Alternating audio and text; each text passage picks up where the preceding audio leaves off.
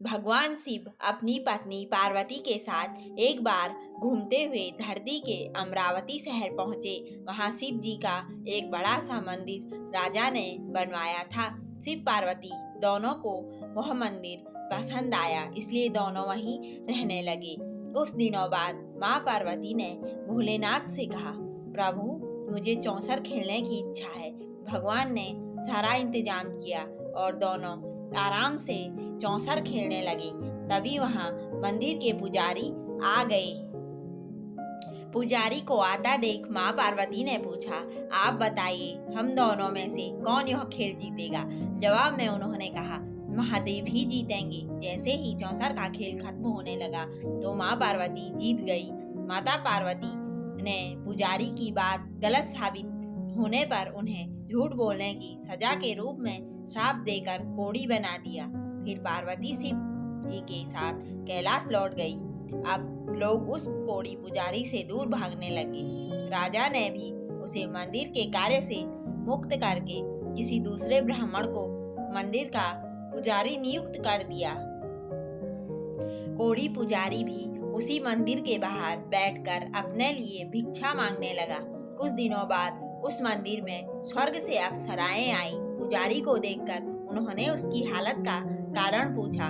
उसने माँ पार्वती द्वारा मिले श्राप के बारे में उन्हें बता दिया। सारी बातें जानने के बाद अप्सराओं ने पुजारी को पूरे 16 सोमवार तक विधिवत व्रत रखने के लिए कहा। पुजारी को इस पूजा की विधि नहीं पता थी, तो उसने अप्सराओं से इसके बारे में पूछा। उन्होंने बताया कि हर सोमवार को सूर्योदय से पहले उठना होगा, फिर नहाकर साफ कपड़े पहनने के बाद गेहूं के आटे से 3 अंग बनाना। उसके बाद घी से दीप जलाते हुए गुड़, बेलपत्र, अक्षत्र, नैवेद्य, फूल, चंदन, जनेऊ लेकर संध्या के समय सूर्यास्त से पहले प्रदोष काल में भोले बाबा की पूजा करना। पूजा करने के बाद एक अंग शिव शंभु को अर्पण करना और एक खुद ग्रहण करना। उसके बाद बचे हुए अंग को आसपास के लोगों में प्रसाद के रूप में बांट देना। इस तरह पूरे 16 सोमवार करने के बाद 17वें सोमवार को आटा लेकर उसकी बाटी बनाना, फिर उसमें घी के साथ गुड़ डालकर चूरमा तैयार करना। इसका शिव जी को भोग लगाकर इसे आसपास मौजूद सभी लोगों को प्रसाद के रूप में बांट देना। इस तरह से व्रत करने से भगवान शिव तुम पर प्रसन्न होकर कोढ़ की समस्या दूर कर देंगे। ये सारी बातें बताकर सभी अप्सराएं स्वर्ग लौट गई। उनके लौटने के बाद पुजारी ने हर सोमवार को विधिवत व्रत और पूजन किया। 16 सोमवार पूरे करने के बाद 17वें सोमवार को सबको प्रसाद बांटते ही उसके कोढ़ की समस्या दूर हो गई। पुजारी के ठीक होने पर राजा ने दोबारा उस मंदिर में पूजा पाठ करने का जिम्मा उसे सौंप दिया। होते होते एक दिन दोबारा भोलेनाथ अपनी पत्नी पार्वती जी के साथ उसी मंदिर में पहुंचे। पार्वती जी ने जब देखा कि वो कोढ़ मुक्त हो गए हैं, तब उन्होंने पुजारी से पूछा कि ऐसा कैसे हुआ। जवाब में पंडित जी ने उन्हें 16 सोमवार व्रत करने की अपनी कथा के बारे में बताया। पुजारी की बात सुनकर माँ पार्वती काफी खुश हुई। उन्होंने भी 16 सोमवार व्रत रखने की ठान ली। इसके लिए माँ पार्वती ने पुजारी से पूरी विधि जानी और अपने नाराज बेटे कार्तिकेय को वापस पाने के लिए नियम से व्रत करने लगी। 17वें सोमवार को जब उन्होंने सबको प्रसाद बांटा तो उसके कुछ दिनों बाद ही कार्तिकेय लौट आए। उन्होंने माँ पार्वती के पास पहुंचकर पूछा, माता अचानक कुछ हुआ कि मेरा सारा गुस्सा ही खत्म हो गया, क्या आपने कोई उपाय किया था। जवाब में पार्वती जी ने 16 सोमवार के व्रत की कथा सुनाई। यह सुनकर कार्तिकेय को भी 16 सोमवार का व्रत करने का मन हुआ, क्योंकि वो अपने मित्र ब्रह्मदत्त के दूर जाने से दुखी थे। माता पार्वती से 16 सोमवार व्रत की विधि जानकर वे परदेश गए। अपने दोस्त ब्रह्मदत्त की वापसी की मनोकामना के साथ व्रत शुरू किया। पूरे 16 सोमवार व्रत करने और उसके विधि विधान से समापन करने के कुछ ही दिन बाद कार्तिकेय का दोस्त लौट आया।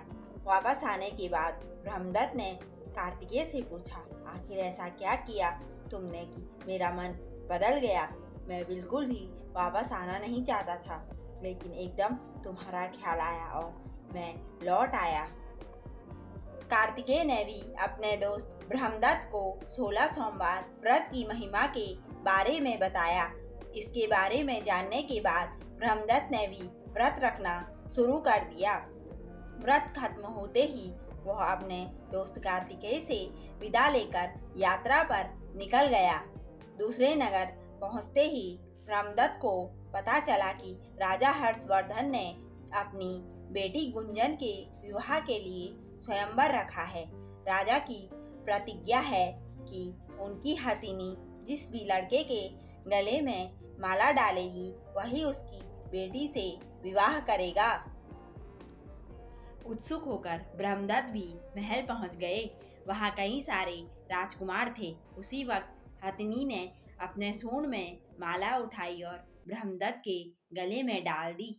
राजा ने अपनी प्रतिज्ञा को पूरा करने के लिए ब्रह्मदत्त से अपनी बेटी का विवाह करवा दिया।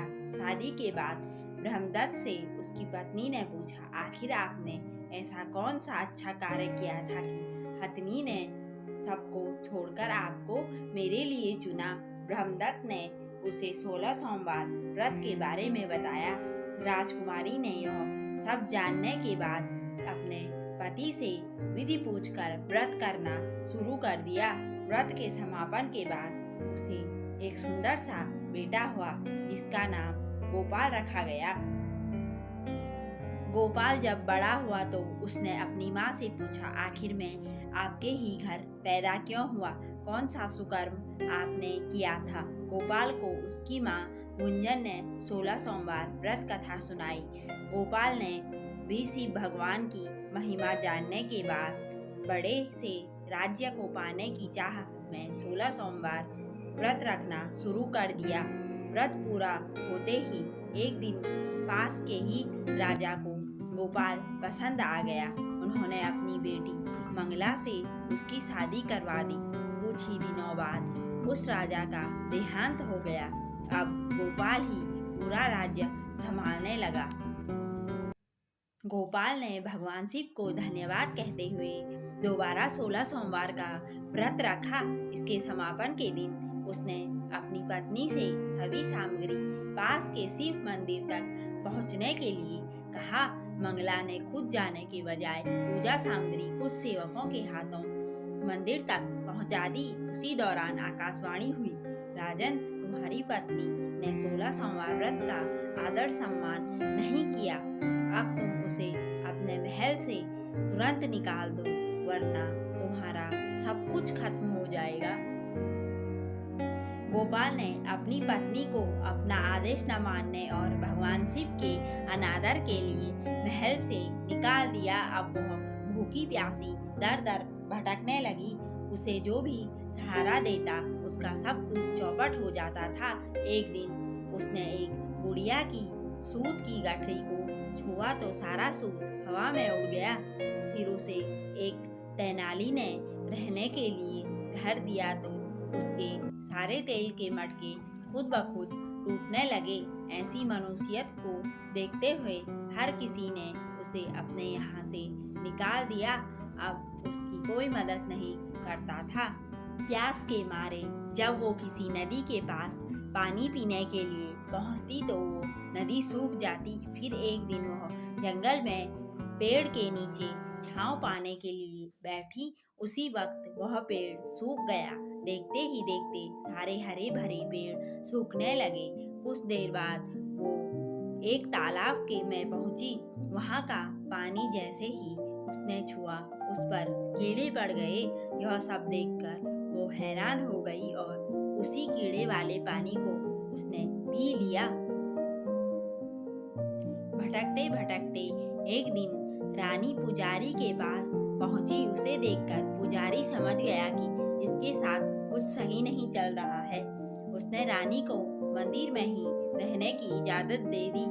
रानी मंदिर में सब्जी या फल को हाथ लगाती तो वे सड़ जाते, आटे को छूती तो उसमें कीड़े पड़ने लगते, पानी में बदबू आने लग जाती। यह सब देखकर पुजारी ने कहा, लगता है तुमसे कोई बड़ा अपराध हुआ है, जिससे नाराज होकर देवताओं ने तुम्हें दंड दिया है। इस बात के जवाब में रानी ने पुजारी को शिव की पूजा करने के लिए सामग्री से जुड़ी पूरी कहानी बता दी। यह बात जानने के बाद पुजारी बोले, तुम कल से ही 16 सोमवार का व्रत रखना शुरू करो। इससे प्रसन्न होकर भोलेनाथ तुम्हें माफ कर देंगे। पुजारी से 16 सोमवार की विधि समझने के बाद अगले ही सोमवार से रानी ने व्रत रखना शुरू कर दिया। पुजारी उसे हर सोमवार को व्रत कथा भी सुनाते थे। 17वें सोमवार को जैसे ही रानी ने अपने व्रत का समापन किया, वैसे ही राजा को अपनी पत्नी की याद आई। उन्होंने अपने सैनिकों को उसकी खोज में भेजा और घर वापस लाने का आदेश दिया। सैनिकों को जब पता चला कि वो मंदिर में रह रही है, तो उन्होंने रानी को अपने साथ चलने की प्रार्थना की। तभी पुजारी वहां पहुंचे और सैनिकों को वापस महल लौटने के लिए कहा।